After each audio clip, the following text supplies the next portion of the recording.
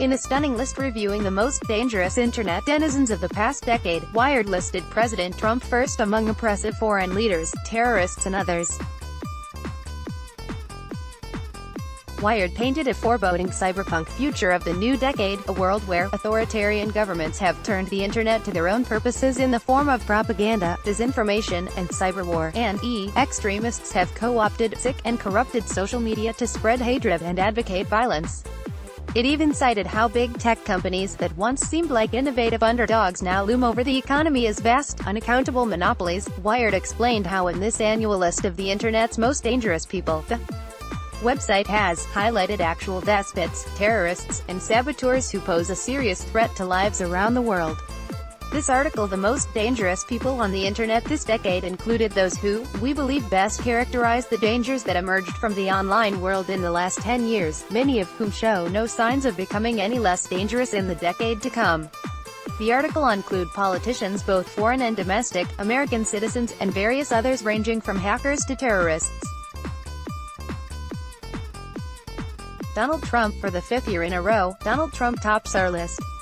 Wired wrote, demonstrating what happens when the most powerful person on the planet is given an unmediated channel to broadcast his every thought, and uses it largely to lie, spin, insult,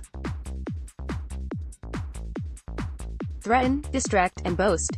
Regardless of the outcome of the 2020 election, Trump's use of social media as an unfiltered, unfact-checked megaphone has unlocked a new era of idiocratic politics, one that will likely never again be constrained to press conferences and official statements. In some contexts, that could be refreshing. With Trump, it's corrosive. China's Xi Jinping was condemned for having undertaken some of the worst human rights violations in the world against its own people, including a campaign of oppression against its Muslim population in the western region of Xinjiang that is believed to have imprisoned 1 million people in re-education camp. ISIS. Wired included ISIS as a violent Islamist group, which integrated terrorism with the internet like no one else in history.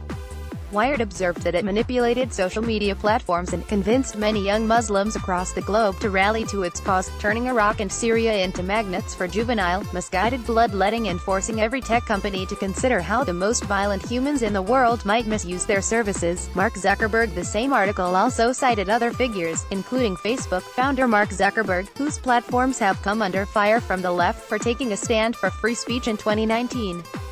Wired accused the big tech magnate for spreading mass disinformation, from hate speech that fueled the massacre of Rohingya Muslims in Myanmar to WhatsApp propaganda that helped elected far-right Jair Bolsonaro in Brazil, to troll armies tasked with attacking the enemies of Philippines, sick President Rodrigo Duterte and Donald Trump. Peter Thiel. Wired also blasted entrepreneur and venture capitalist Peter Thiel for creating and investing in companies whose data is now being used to protect American rule of law. Palantir, which Thiel co-founded, was declared by Wired to have become the world's most active embodiment of Silicon Valley's partnership with surveillance agencies, controversially offering up its data mining software and services for undocumented immigrant hunting at ICE. Wired also slammed Thiel for investing in Palmer Luckey's Anduril, which reportedly sells surveillance technologies designed for the southern border to Customs and Border Protection. The article also included Vladimir Putin, Julian Assange, Lazarus, NSO Group, Zenitime, Cody Wilson, and Anonymous. One would hope that a tech magazine would be more responsible than lumping the President of the United States and those who have policy opinions they appear to disagree with, like protecting free speech online and defending the American border, to communist dictators, hackers and terrorists. Let's block ads. Why?